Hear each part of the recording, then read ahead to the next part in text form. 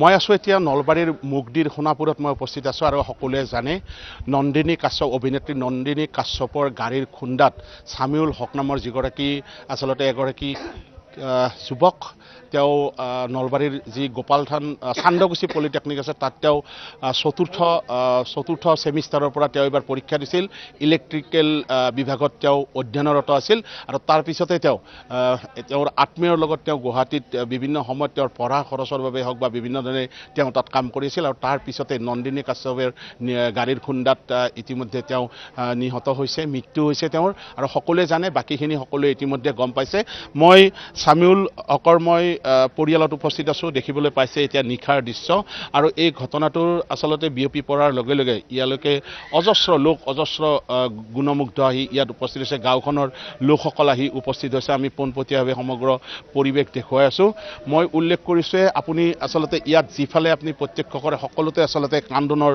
Roll দেখিবলৈ পাব এক দুখৰ পৰিৱেশ যি পৰিৱেশ আচলতে বৰ্ণনা কৰিব নোৱাৰি আমি সমগ্ৰ পৰিৱেশ দেখুৱাই আছোঁ পোনপটীয়াভাৱে দেখিবলৈ পাইছে ইতিমধ্যে গাঁৱৰ লোকসকল আহি ইয়াত উপস্থিত হৈছে আৰু সকলোলৈকে আহি বিশেষকৈ যি ঘটনা এই ঘটনাই সকলোৰে অন্তৰ চুই গৈছে ইয়াত লোকসকল আছে স্থানীয় লোকসকল মই কথা পাতিবলৈ চেষ্টা কৰিম মই অকণমান থিয় দিলে ভাল হ'ব এটা আচলতে দুৰ্ঘটনা তাৰপিছত সকলোৱে জানে নন্দিনী কাশ্যপে আনকি খবৰ ল'বলৈও নগ'ল আৰু এই গাঁওখনৰ এগৰাকী জনপ্ৰিয় যুৱক যোনে আচলতে উঠি আহি আছিল এতিয়া তেওঁ নিজৰ কৰ্মৰ মাজেৰে বা শিক্ষাৰ মাজেৰে এই সময়ত কি ক'ব বিচাৰিব আপুনি ছামিউল হক আচলতে এজন বৰ শিক্ষা দীক্ষাত আগবঢ়া ল'ৰা আছিল তেওঁ পলিটেকনিকৰ ৫ম বৰ্ষৰ ল'ৰা আছিল তেওঁ নলবাৰী পলিটেকনিক কলেজত পঢ়ি আছিল তেওঁ আচলতে পঢ়াৰ দিনৰে পৰা বৰ শান্ত স্বভাৱৰ ল'ৰা আছিল তেওঁ একমাত্ৰ পঢ়াৰ লগতে জড়িত আছিল কিন্তু পৰিয়ালটোৰ যিহেতুকে দুৰৱস্থা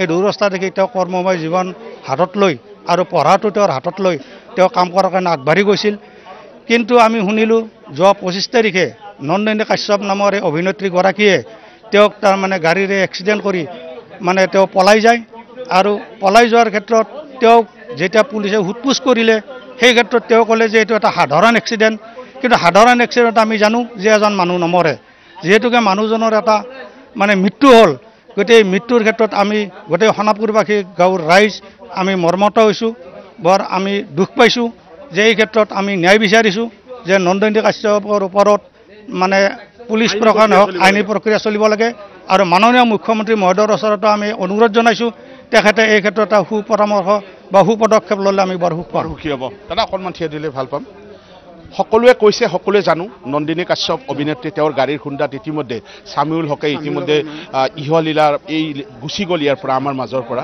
এতিয়া কি বিচাৰে আপোনালোকে আমি বিচাৰোঁ এতিয়া ন্যায় বিচাৰোঁ ছামিউল হকৰ যদি মৃত্যু হয় তাৰ ন্যায়টো লাগে তেওঁৰ চাকৰি জইন কৰাৰ মাত্ৰ এদিন হৈছিল কিন্তু ৰাতি তেওঁ মানে আজি অভিসন্ধিত হওক বা কিবা যিকোনো দুৰ্ঘটনা হওক তেওঁ আজি জগতত নাই সেইকাৰণে মই ভাবোঁ যে আমাৰ প্ৰশাসনেও আজিলৈকে কোনো ষ্টেপ লোৱা নাই গাড়ী এখনো কৰাটো কৰা নাছিল আজি 2 দিন আগত কৰিছে কিন্তু আজিলৈকে তেওঁক এৰেষ্ট কৰিব পৰা নাই কিয় এৰেষ্ট নকৰে তাৰ মানে পুলিচে কি আৰক্ষীসকলে কি পইচা খাই মানে যি থানাৰ পৰা আছিল সেই থানাৰ অচিয়ে মানে পইচা খাই পেলাই মানে নন্দিনীক এৰি দিছে নেকি মোৰ মনৰ ধাৰণা এইটো মোৰ মনৰ নহয় ৰাইজৰ ধাৰণা তেওঁক পইচা খাই পেলাই মানে নন্দিনীক আজিলৈকে এৰি দিছে আমি ৰাইজে ভাবোঁ নন্দিনীক অতি শীঘ্ৰে কৰাটো কৰিব লাগে লগতে মই মুখ্যমন্ত্ৰীকো আহ্বান জনাওঁ তেখেতে যাতে এই কেছটোৰ বাবে হস্তক্ষেপ কৰিব মই ধন্যবাদ জনাইছোঁ ইয়াত যথেষ্ট লোক আছে দেখিবলৈ পাইছে সকলোলৈকে আহিছে আৰু আপুনি মই কৈছোঁৱে উল্লেখ কৰিছোঁ যে ইয়াত কেৱল কান্দোনৰ ৰোল দেখিবলৈ পাব আৰু এজন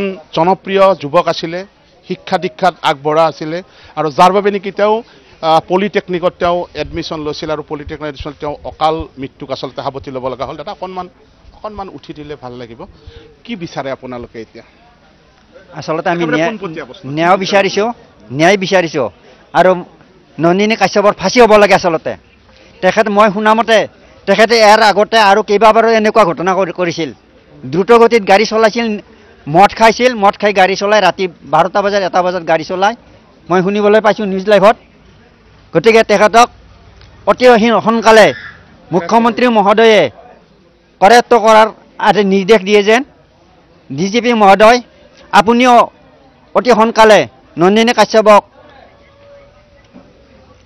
এৰেষ্ট কৰি গ্ৰেপ্তাৰ কৰক আৰু অকণমান থিয় দিলে ভাল লাগিব কি বিচাৰে আপোনালোকে এতিয়া? আমিও এইটোৱে বিচাৰোঁ যে ল'ৰাজনক ন্যায় লাগে আৰু নন্দিনী কাশ্যপ আচলতে অভিনেত্ৰী বুলি মই এক্সিডেণ্ট হোৱাৰ দিনাখন গম পাইছোঁ, কিন্তু আগতে জানা নাছিলোঁ।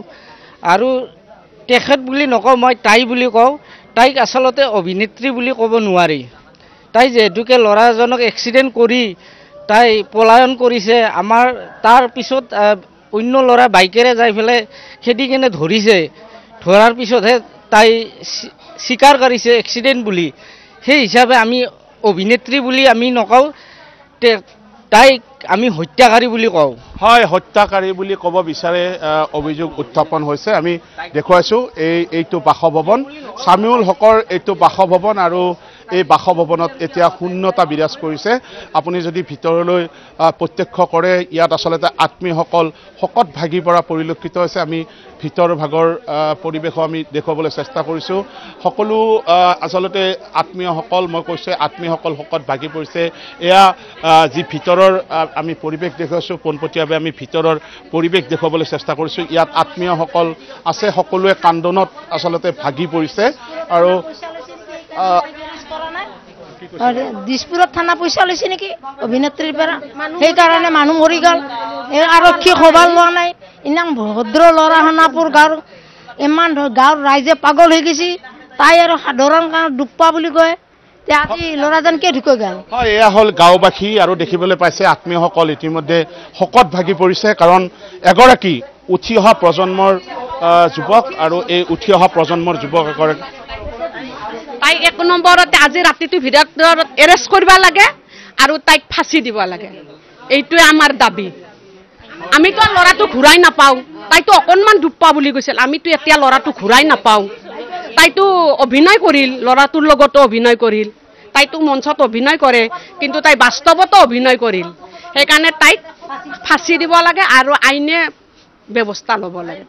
আইনে ব্যৱস্থা ল'ব লাগে, কাৰণ আইনৰ ওপৰত এখেতসকলৰ এতিয়াও বিশ্বাস আছে। আইনৰ ওপৰত এতিয়াও বিশ্বাস আছে। সকলোৱে বিচাৰিছে এটা ন্যায় পাব লাগে, আৰু অভিনেত্ৰী নন্দিনী কাশ্যপক গ্ৰেপ্তাৰ কৰিব লাগে অতিশীঘ্ৰে। এই ৰাইজসকলে এই দাবী উত্থাপন কৰিছে। মই ধন্যবাদ জনাইছোঁ আপোনালোকক। মই উল্লেখ কৰিছোঁ, এটা পৰিৱেশ দেখুৱাইছোঁ। ইতিমধ্যে কৃষ্ণই দেখুৱাব। এই গাঁৱে নহয়, ইয়াৰ ওচৰৰ পাজৰৰ যিসমূহ গাঁও আছে, এই অঞ্চলৰ লোকসকল ইয়ালৈ ধাৱমান হৈছে। কাৰণ যিটো খবৰ আচলতে কোনোৱে বিচৰা নাছিলে। আৰু যদিও এই বৰ্তমান পৰ্যন্ত নন্দিনী কাশ্যপক বৰ্তমান পৰ্যন্ত গ্ৰেপ্তাৰ কৰা হোৱা নাই, গতিকে সকলোৱে বিচাৰিছে নন্দিনী কাশ্যপক গ্ৰেপ্তাৰ কৰিব লাগে। মই কৈছোঁ, উল্লেখ কৰিছোঁ, আপুনি এই গাঁওখনত এতিয়া কান্দোনৰ ৰোল উঠিছে।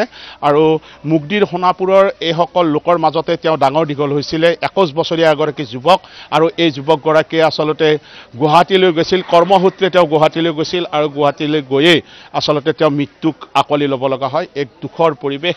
আপুনি ইয়াতে নহয়, আপুনি এই গাঁওখনৰ প্ৰত্যেকটো বাট পথতে এতিয়া সকলোৱে এটাই কথা আলোচনা, যে এগৰাকী উঠি অহা প্ৰজন্মৰ যুৱক, এগৰাকী শিক্ষিত যুৱক, যিয়ে আচলতে এই স্থানৰ পৰা গৈ তেওঁ পলিটেকনিকত তেওঁ নামভৰ্তি কৰিছিল। তেওঁ 4ৰ্থ ছেমিষ্টাৰ উত্তীৰ্ণ হৈছিল, আৰু এগৰাকী আচলতে অতি শিক্ষিত আৰু অতি এগৰাকী বিদ্বান যুৱক আমাৰ মাজৰ পৰা হেৰাই গ'ল। এই কথাটো কোনে মানি ল'ব পৰা নাই, মই উল্লেখ কৰিছোঁৱে। আৰু এনেকুৱা ধৰণে সকলো লোকে ওলাই আহিছে। আৰু এইকেইদিন, আজি বুলিয়ে নহয়, এইকেইদিন আচলতে সকলোৱে এই খবৰটো লৈ আচলতে উৎসুকতা আছিল।